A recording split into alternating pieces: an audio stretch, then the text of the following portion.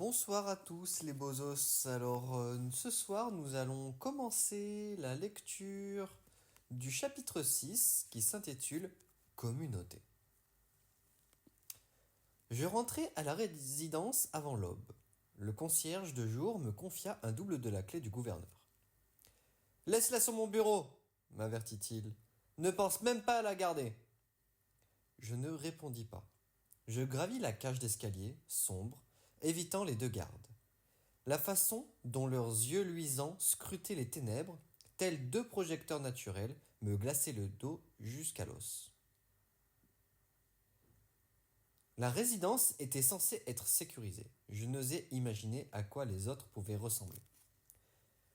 La cloche tinta en haut de son beffroi, enjoignant aux humains de regagner leur geôle. Une fois dans la mienne, je verrouillai la porte et déposai la clé sur le bureau. Aucun signe du gouverneur. Je trouvai une boîte d'allumettes dans un tiroir et m'en servis pour allumer quelques bougies. Je remarquai au même endroit 3 paires de gants en cuir identiques, ainsi qu'un large anneau d'argent orné d'une pierre rouge. Un cabinet de curiosités en bois de rose sombre occupait l'essentiel d'un mur. Dès que je l'ouvris, mon sixième sens se mit en alerte. Un ensemble disparate d'instruments était disposé à l'intérieur. J'en avais déjà vu certains au marché noir. D'autres étaient de simples numas. La plupart n'avaient aucun intérêt. Une planchette, des bâtons de craie, des ardoises à esprit. Un pseudo-équipement pour séance de spiritisme. Le genre de truc que les amorotiques associaient sans vergogne à la clairvoyance. D'autres, comme la boule de cristal, pouvaient effectivement être utilisés par les diseurs pour lorgner. N'étant pas devineresse, rien de tout ceci ne pouvait m'être du moindre usage. À l'instar de Graphias, je n'avais pas besoin d'objets pour atteindre l'éther. Ce qu'il me fallait, c'était une assistance respiratoire. Tant que je ne retrouvais pas de réserve d'oxygène, j'allais devoir veiller à ne me détacher de mon corps qu'avec parcimonie. C'était ainsi que j'élargissais ma perception de l'éther, en propulsant mon esprit à la lisière de mon territoire des rêves. Le problème étant que, si je le faisais trop longtemps, ma respiration réflexe cessait. Mieux valait donc que je sois branché. Un objet attira mon attention. Une boîte noire, rectangulaire, avec une fleur stylisée, duramment gravée sur le couvercle. 8 pétales. Je soulevai le loquet pour l'ouvrir. 4 petites fioles y étaient rangées, contenant chacune un liquide visqueux d'un rouge si foncé qu'il en paraissait presque noir. Je refermai le coffret. Je ne voulais pas savoir de quoi il s'agissait. Une douleur sourde me tiraillait l'oreille. Je ne trouvais aucun vêtement de nuit. J'ignorais pourquoi je m'étais attendu à en découvrir. Il se fichait bien de ce que je portais ou de comment je dormais. Tout ce qui lui importait était que je respire.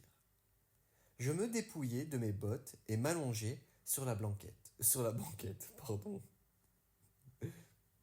Sans feu brûlant dans l'âtre, la pièce était froide comme la pierre. Mais je n'osais pas toucher les draps de son lit. Je posai la joue sur le traversin de velours. L'injection de flux m'avait laissé fébrile et épuisé. Tandis que je sombrais dans le sommeil, mon esprit vagabondait à l'orée de l'éther. Je longeais les territoires des rêves, surprenant quelques souvenirs. Le sang et la douleur en étaient les dénominateurs communs. Il y avait d'autres rêves dans cette résidence, mais leurs esprits étaient tout aussi impénétrables qu'à l'habitude. Les humains étaient d'autant plus ouverts que leur défense était affaiblie par la peur. Leur territoire des rêves irradiait une lueur crue et viciée, un signal de détresse. Je finis par m'endormir. Je me réveillai en entendant le parquet grincer. J'ouvris les yeux et vis le gouverneur entrer dans la pièce. En dehors de 2 bougies restantes, seuls ses yeux produisaient un peu de lumière. Il traversa la chambre dans ma direction. Je fis semblant de dormir. Enfin, après un temps interminable, il tourna les talons. Cette fois, ses pas étaient moins discrets, et je devinais, en entendant leur rythme, qu'il souffrait d'une importante claudication. Il claqua la porte de la salle de bain derrière lui. Qu'est-ce qui pouvait blesser une telle créature ? Il ne disparut que quelques minutes, durant lesquelles je comptais chaque battement de mon cœur. Lorsque j'entendis le verrou pivoter, je m'enfouis de nouveau la tête dans les bras. Le gouverneur sortit, nu comme le premier jour. Je fermai les paupières. Je continuai à feindre le sommeil tandis qu'il gagnait son lit. Il renversa un globe de verre qui roula par terre. Des ondulations ridèrent les terres. Il tira violemment les rideaux du baldaquin, se dissimulant complètement. J'attendis que son esprit s'apaise pour oser ouvrir les yeux et m'asseoir. Pas le moindre mouvement de sa part. Pieds nus, je m'approchai du lit et glissai les doigts entre les rideaux pour l'observer. Il était allongé sur le côté, un drap remonté sur lui. Sa peau luisait dans la pénombre. Ses cheveux lui tombaient sur le visage. Pendant que je l'étudiais, une faible lueur se répandit dans le lit, prenant naissance près de son bras droit. J'effleurais son territoire des rêves. Il y avait quelque chose de différent. Je ne pouvais en déduire quoi que ce fût, mais il n'était pas aussi calme qu'il l'aurait dû l'être. Toutes les zones de songe étaient dotées d'une sorte de lumière invisible, d'un rayonnement intérieur imperceptible aux amorotiques. À présent, son essence vitale dépérissait. Il était aussi immobile qu'une statue. Quand je baissai les yeux vers les draps, je le découvrais maculé d'un liquide jaune vert légèrement luminescent. Il en émanait une faible odeur métallique. Mon sixième sens avait l'impression d'être pincé, comme si j'inhalais l'éther. Je rabattis les lourdes couvertures. Une morsure suintait à l'intérieur de son bras. Je déglutis. Je percevais de fines traces de dents ayant méchamment entamé la chair. La plaie exsudait de perles de lumière, du sang. Son sang. Il avait dû dire aux autres Réphaïm qu'il se rendit quelque part. Il savait forcément que ça allait être dangereux. S'il mourait, il ne risquait pas de trouver la moindre preuve à charge contre moi. Je me souvins alors de ce que Lys m'avait dit dans la cabane. Les rêves ne sont pas humains. Même s'ils nous ressemblent beaucoup, ils ne sont pas comme nous. Ils se ficheraient comme d'une guigne qu'il n'existe pas de preuve. Ils en fabriqueraient, ils pourraient décréter ce qu'ils voudraient. S'il mourait sur ce lit, il n'hésiterait pas à m'accuser de l'avoir oxy. Cela donnerait à Nashira une excellente raison de me tuer prématurément. Peut-être que je devrais l'éliminer. C'était une occasion unique de me débarrasser de lui. J'avais déjà tué. Je pouvais recommencer. 3 solutions s'offraient à moi. Rester inactive, le regarder mourir. L'achever ou tenter de lui porter secours. La première m'apparaissait particulièrement attractive, mais je savais le sentiment de la troisième était la plus prudente. J'étais à peu près en sécurité à Magdalene. La dernière chose que je souhaitais était de déménager. Il ne m'avait pas encore fait de mal, puis il y viendrait. Pour me posséder, il allait devoir me soumettre, me torturer, me faire obéir par tous les moyens nécessaires. Si je l'achevais maintenant, je pourrais peut-être m'épargner cela. Je tendis la main vers un oreiller. Je pouvais le faire, l'étouffer sans mal. Oui, allez, tue-le. Je serrai les doigts sur le tissu. Tue-le. Je ne le pouvais pas. Il se réveillerait et me briserait le cou. Et même dans le cas contraire, je ne pourrais pas fuir. Les gardes postés à l'extérieur me boucleraient pour meurtre. Il fallait que je le sauve. Une petite voix me conseilla de ne pas toucher au drap.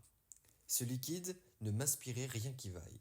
Le rayonnement m'évoquait une forme de radioactivité et je n'avais pas oublié la menace de contamination brandie par Sion. Je m'approchai du tiroir où j'avais trouvé les gants.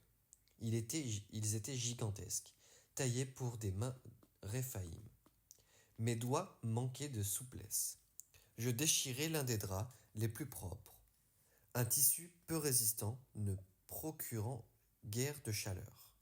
Je disposais désormais de plusieurs bandelettes de bonne longueur, que j'allais imbiber d'eau chaude jusqu'à la salle de bain.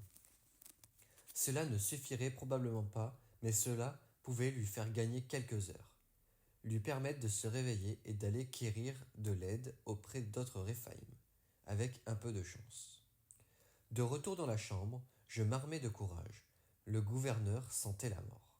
Le froid de sa peau transperçait le cuir des gants. Il avait le teint grisâtre. J'arrachai le drap restant et m'affairai à soigner la blessure. Je procédai d'abord doucement, mais il ne bougea pas. Il n'allait pas se réveiller.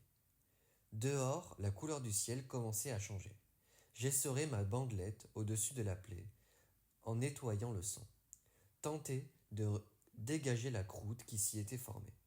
Après ce qui me parut être des heures d'effort, j'obtins enfin un résultat. Je voyais sa poitrine se gonfler et se vider, sa gorge enfler doucement.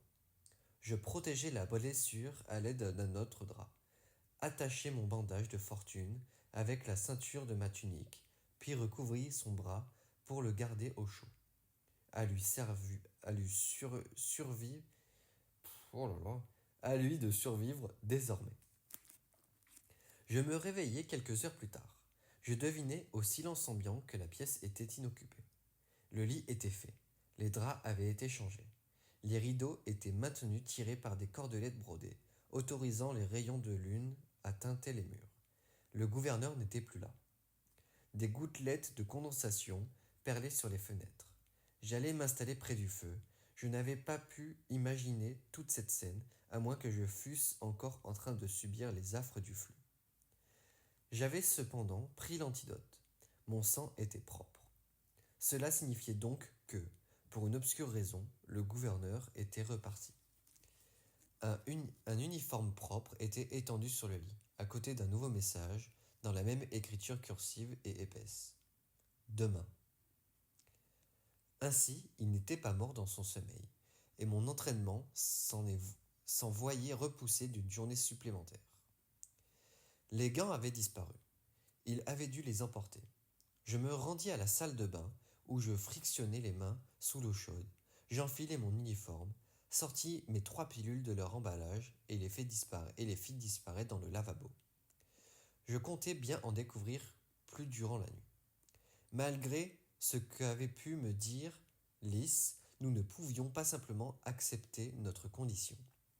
Je me fichais que les Refs soient là depuis 200 ans ou 2 millions d'années. Je ne les laisserai pas maltraiter ma clairvoyance. Je n'étais pas leur soldat, et mon aura ne leur servirait pas de déjeuner. La concierge de nuit me fit signer le registre avant de sortir. Je pris le chemin de la Bauge et m'offris un bol de gruau. La bouillie était aussi infecte qu'elle en avait l'air, mais je me forçai à manger. L'artiste qui me l'avait vendu m'informa discrètement que Suhail rôdait aux alentours. Je ne pouvais donc pas m'asseoir. Je demandai à ma nouvelle amie si elle savait où je pourrais trouver Julien, le décrivant avec autant de détails que possible. Elle me conseilla d'aller voir aux résidences du centre, m'indiquant leurs noms et leurs adresses avant de retourner à son réchaud à pétrole. Je me postai dans un coin sombre, tout en me rassasiant. Je surveillais les allées et venues des passants. Tous avaient le même regard vide. Leurs vêtements colorés étaient presque choquants, tel un tag sur une pierre tombale. « Ça donne la nausée, pas vrai ?» Je levai la tête. C'était la chuchoteuse enfermée avec moi la première nuit. Un bandage crasseux, celui Un bandage crasseux lui saignait le bras. Elle s'accroupit près de moi, l'air bas. « Tilda, dit-elle. « Paige. Je sais, j'ai entendu dire que tu avais atterri à Magdalen. » Elle tenait un rouleau de papier. Une épaisse fumée, aux effluves de parfum et d'épices s'en élevait. Je reconnus l'odeur de l'astère pourpre. « Tiens, non merci. Allez, c'est du régal. Encore meilleur que le tinto. Le tinto ou l'odamène est... Pardon, c'est pas un dialogue. Le tinto ou l'odaminum, encore un nom... était le vice favori des amorotiques cherchant à altérer leur état mental. Tous n'aimaient pas l'oxar. Il arrivait qu'un amorotique soit suspecté d'anormalité et arrêté, jusqu'à ce que la DVN se rende compte qu'il se shootait simplement au tinto. En revanche, cela n'avait guère d'effet sur les voyants. La drogue n'était pas assez puissante pour pénétrer notre territoire des rêves. Tilda devait en prendre pour la forme. « Où est-ce que tu vas comme ça ?» m'étonnai-je. J'imaginais mal les refs nous autoriser l'usage de drogues éthérées. « Un apothicaire ici en vend à la Vrelle. Il paraît qu'il est là, depuis la saison 16. 40 ans ? Et il en avait 20. Et à l'époque... il en avait 21 à l'époque. J'ai eu l'occasion de lui parler. Il a l'air réglo. » Elle me proposa de nouveau son rouleau. « Tu es sûr que tu n'en veux pas une taffe ? Je passe mon tour. » Je pris quelques secondes pour observer fumer. Tilda avait le profil type de la camée à l'astère, de la courtière, comme il disait. Eux, seuls appelaient une livre une vrelle. Elle pourrait peut-être m'aider. « Pourquoi tu n'es pas à l'entraînement ? Ma gardienne est en balade. Et toi ? » ?»« Pareil. Qui est ta gardienne ? » ?»« Ta rebelle Sheraton. Elle a l'air une vraie salope, mais elle n'a pas encore essayé de me mater. »« Je vois. Je vais l'étudier encore. »« Tu sais ce qu'il y a dans les pilules qu'ils nous donnent ? » Tilda opina. « La petite blanche est un contraceptif standard. Je suis surprise que tu n'en aies encore jamais vu. »« Un contraceptif ? Pour faire quoi ? » ?»« Pour nous empêcher de nous reproduire, à l'évidence, et d'avoir nos règles. Enfin quoi ? Ça te plairait d'avoir un mioche ici ? » Elle marquait un point. « Et la rouge ? » Un complément de fer. « Et la verte ? » Quoi ? La troisième pilule ? Il n'y en a pas de troisième pilule. C'est un simple cachet, précisai-je. Un peu olivâtre, avec un goût amer. Tilda secoua la tête. Aucune idée. Désolé. Si tu m'en apportais un, je pourrais peut-être t'en dire plus. Mon ventre se noua. Je n'y manquerai pas.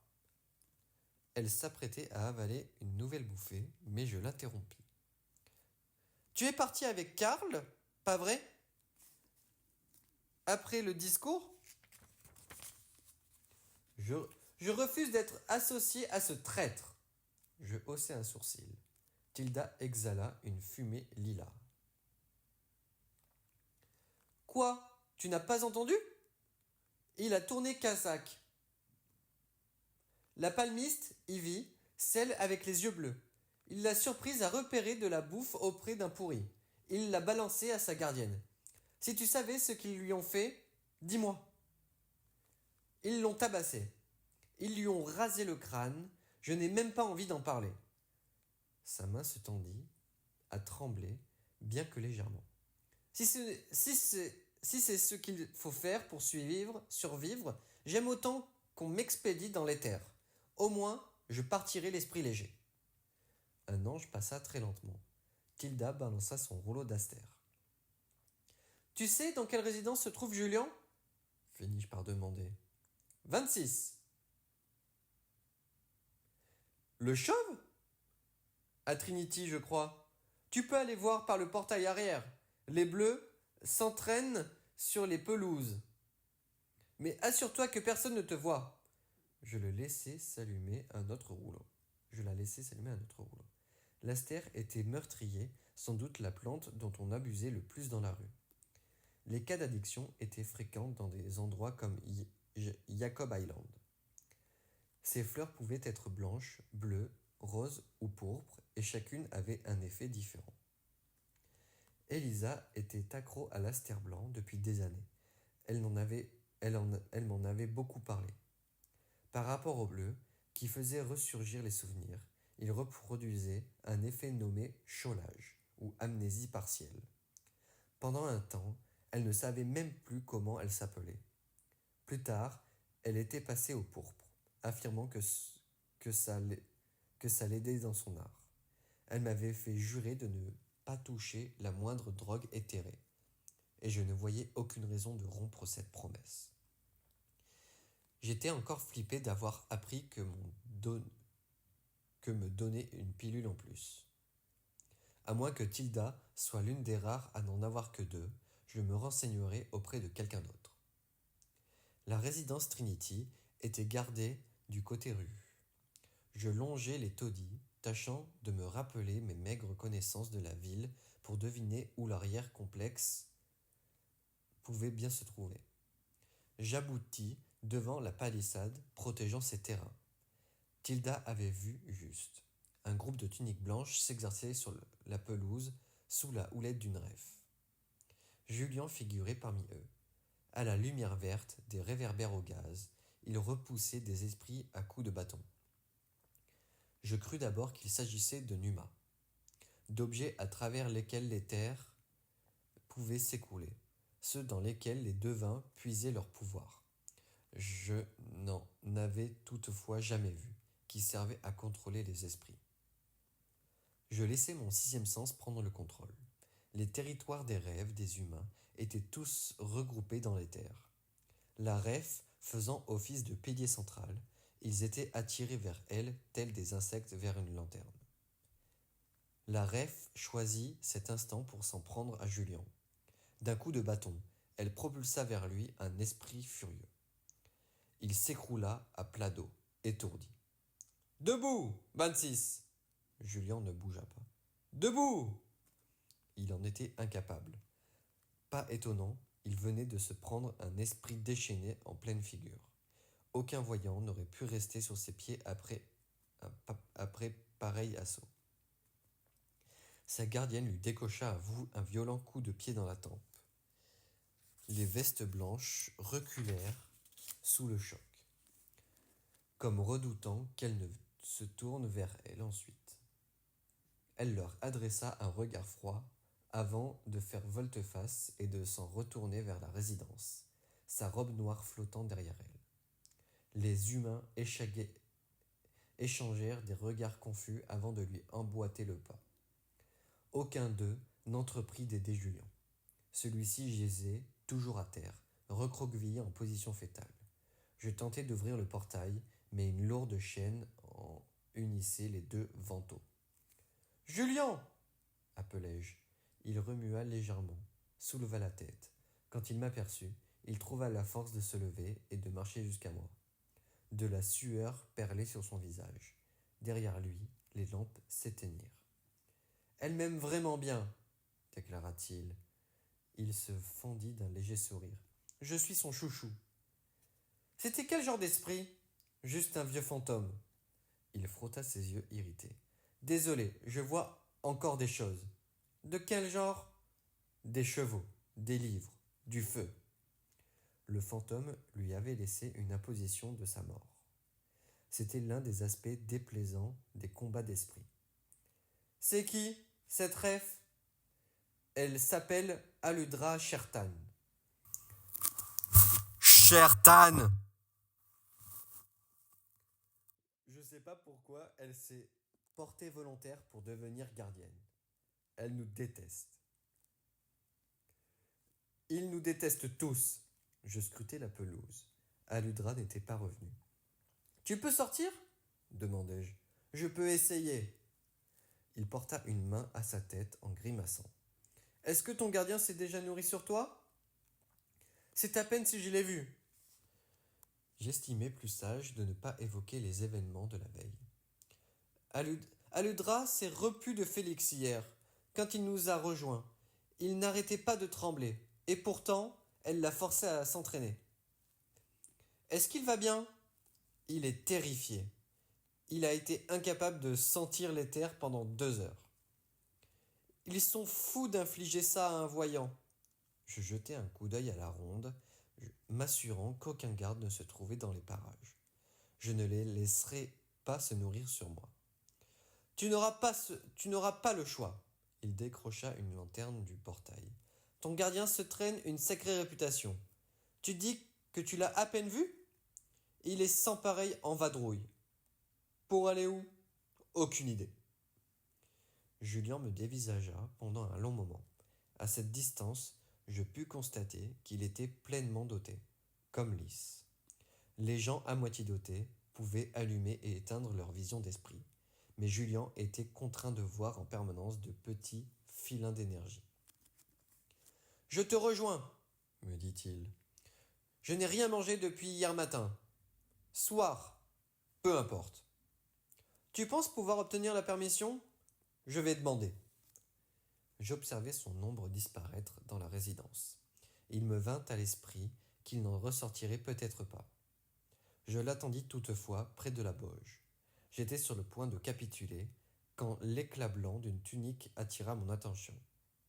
Julien émergea par une petite porte, le visage dissimulé derrière sa main. Je lui fis signe. « Que s'est-il passé ?»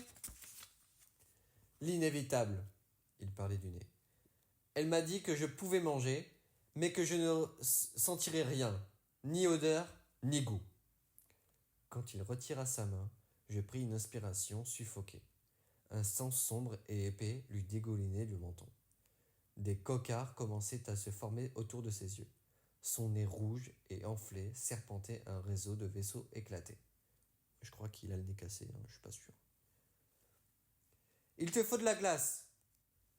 Je l'attirai derrière une cloison en contreplaqué. « Viens, les artistes auront de quoi te soigner. »« Ça va aller, je ne pense pas qu'il soit cassé. » Il se tâta l'arête du nez. « Faut qu'on parle. »« On parlera en mangeant. » Tandis que je le guidais à travers la bauge, je scrutais les lieux en quête d'une arme.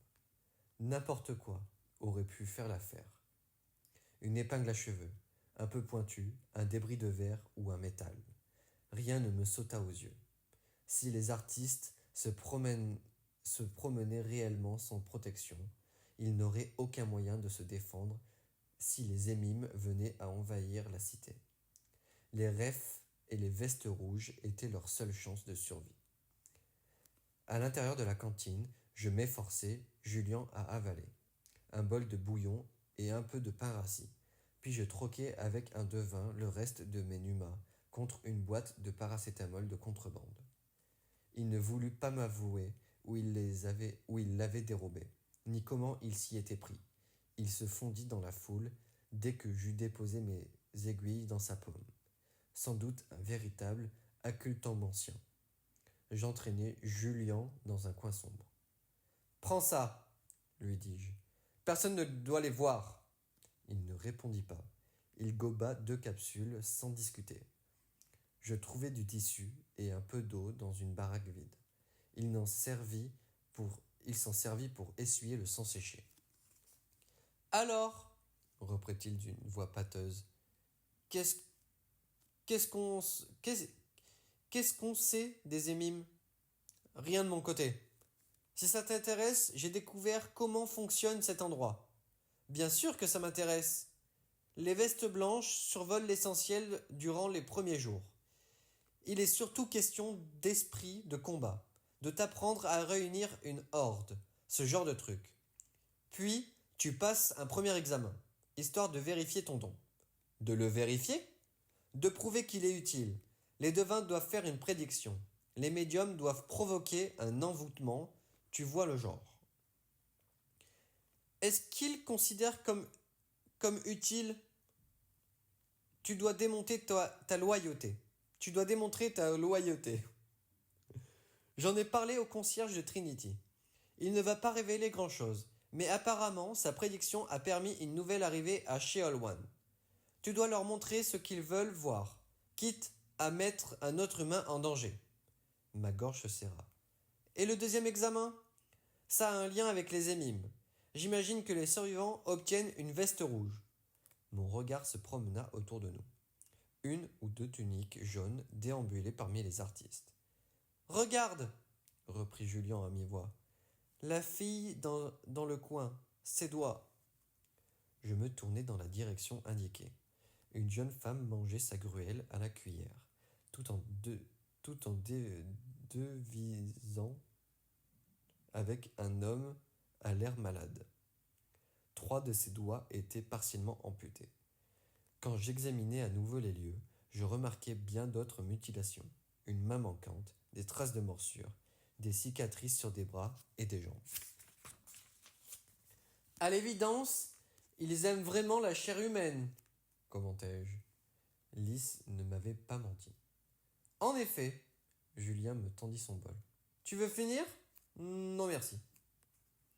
Nous restâmes silencieux pendant plusieurs minutes. Je me refusais à les dévisager. Pourtant, je ne pouvais m'empêcher de penser à ces blessures dont tous ces gens étaient atteints. Ils avaient été rongés tels des os de poulet, puis balancés avec les ordures. Ils risquaient leur vie en permanence, dans ces taudis misérables. Je ne voulais pas que les Réphaïm sachent ce que j'étais. Or, pour passer le premier test, j'allais devoir le leur montrer. Tenais-je à réussir ces examens? Je me passais les doigts dans les cheveux, me remuant les méninges. J'allais devoir attendre pour voir ce que le gouverneur espérait de moi à son retour. Il avait mon destin entre les mains. Après quelques minutes d'observation, je repérai un visage familier, celui de Karl. Il y eut un murmure. Les artistes s'écartèrent devant lui, baissant les yeux. Je tendis le cou pour le regarder par-dessus la foule, et compris immédiatement ce qui les bouleversait tant. Sa tunique rose. Que faisait-il dans la bauge? Tilda m'a appris qu'il avait passé la première épreuve, dis-je à Julien. À ton avis, qu'est-ce qu'il a dû faire? Simplement dénoncer Ivy? C'est un devin. Il a probablement dû retrouver sa vieille tante morte au fond d'une tasse. C'est bon pour les augures, ça. Et toi, tu n'es pas devin? Peut-être? Je n'ai jamais rien prétendu de tel. Il m'adressa un sourire. Tu n'es pas la seule à avoir une aura trompeuse. Cela me donna du grain à moudre. Les devins étaient les plus mal considérés de tous les voyants, car ils constituaient la famille la plus nombreuse. Ils trouvaient sans doute l'appellation insultante. Ou alors, je n'étais pas aussi doué pour identifier les voyants que Jax le prétendait. Jax! Je me demandais ce qu'il était en train de faire. S'il s'inquiétait pour moi ou pas du tout. Bien sûr que oui, me rassurai-je. J'étais sa marche-rêve, sa malhonnête. J'ignorais comment il me retrouverait. Peut-être que Danny ou Nick s'en chargeraient. Ils travailleraient pour Sion. L'archonterie devait bien dissimuler quelque part un registre de prisonniers. Ils essaient de le soudoyer. Julien épiait 2 artistes. Il parlait effectivement à Karl en lui tendant des numas. Ils doivent penser qu'il a de l'emprise sur les refs, poursuivit-il. Karl les éconduisit avec force geste, et ils battirent en retraite. Julien, dis-je, combien de pilules tu as à prendre? 1. À quoi elle ressemble? Elle est rouge et ronde. Je crois que c'est du fer. Il avala la fin de son bouillon. Pourquoi? Combien tu en as, toi? Évidemment. Il existait à Sion un produit pour la contraception masculine. Mais quel intérêt de stériliser les 2 sexes? Ce fut Karl qui m'épargna de répondre. Et alors? J'ai regardé dans la pierre, expliquait-il à une tunique blanche. Sous l'œil inquisiteur de plusieurs Harleys, j'ai décidé de lorgner ses désirs.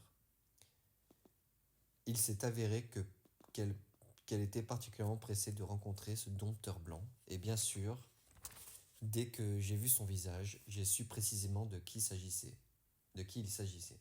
Apparemment, il est le seigneur Mime de l'A4. Un froid de mort me dévala l'échine. Il parlait de Jackson. « Paige ?» me demanda Julien. « Ça va, j'en ai pour une seconde. » Et sans y réfléchir, je me dirigeai droit vers Karl. Ses yeux sortirent de leurs orbites quand je l'attrapai par la tunique pour l'attirer dans un recoin. « Qu'est-ce que tu as vu ?» sifflai-je. Il me dévisageait comme si une deuxième tête m'était poussée. « Quoi ? Qu'est-ce que tu lui as dit sur le dompteur blanc, Karl ? C'est 20-59-1. Je m'en fous. Dis-moi ce que tu as vu. Ça ne te concerne pas. » Il toisa avec dédain ma tunique blanche. « Apparemment, tu n'as pas progressé, aussi vite que tout le monde le supposait. Aurais-tu déçu ton gardien particulier ?» Je collai pratiquement mon nez au sien. Vu d'aussi près, il ressemblait encore plus à un rat. « Je ne plaisante pas, Karl, » lançai-je d'un ton menaçant. « Je n'aime pas les tournes kazakhs. Dis-moi ce que tu as vu. » Les lanternes les plus proches vacillèrent. Nul ne sembla le remarquer. Les artistes étaient déjà passés à autre chose, sauf Karl. Un éclat inquiet illuminait ses prunelles. « Je n'ai pas vraiment vu où il se trouvait, admit-il.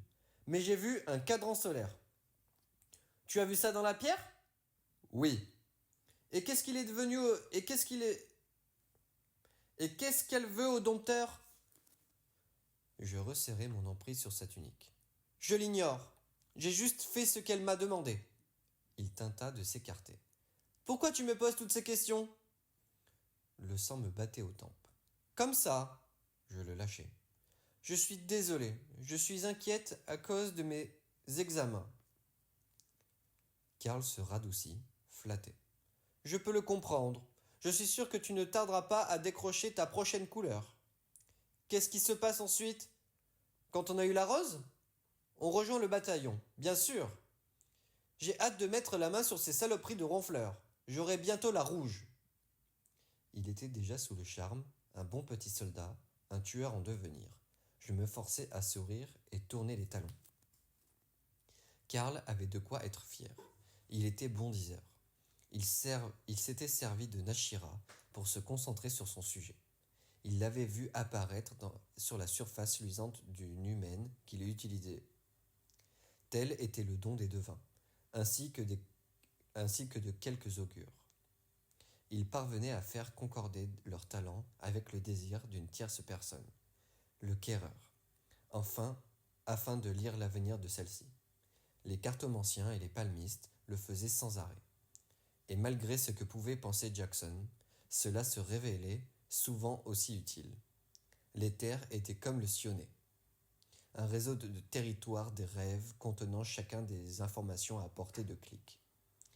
Les quéreurs faisaient office de moteur de recherche, permettant de voir à travers les yeux d'esprits errants.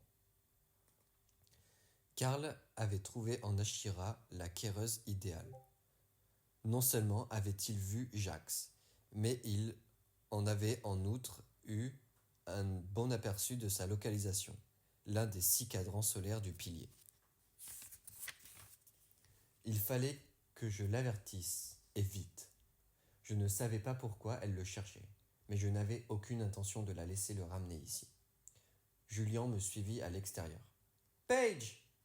Il m'attrapa par la manche. « Qu'est-ce qu'il t'a dit ?»« Rien. »« Tu es toute pâle. »« Je vais bien. » En remarquant le bout de pain qu'il avait encore à la main, je repensai subitement à Seb. « Tu vas manger ça ?»« Non. Tu le veux ?»« Pas pour moi. Pour Seb. Tu l'as trouvé ?»« Dans la maison amorotique. »« D'accord. Donc à Londres, ils enferment les voyants, et ici, ce sont des amorotiques ? Ça leur paraît peut-être logique. » Je fis disparaître le reste de pain. « On se voit demain ? Au crépuscule ? » ?»« Au crépuscule. » Il marqua une pause.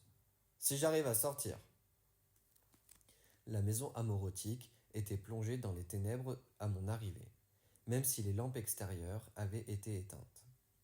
Je savais qu'il était inutile de tenter de négocier un passage avec Graphias.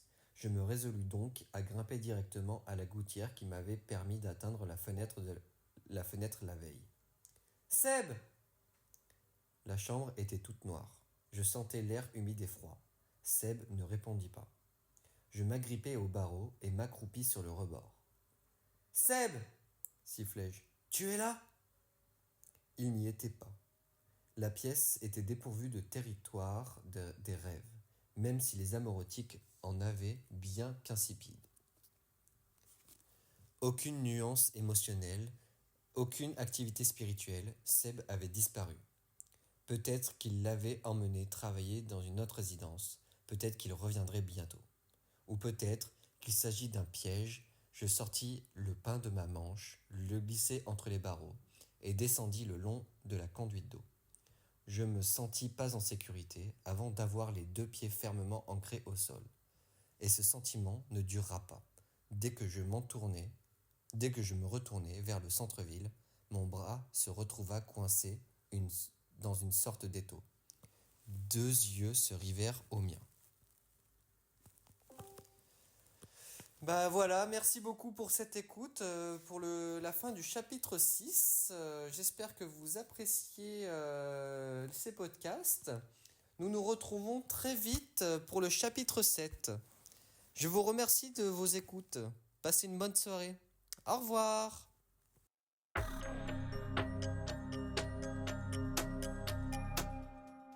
Cher Tan, cher Tan, cher Tan, cher Tan, cher Tan.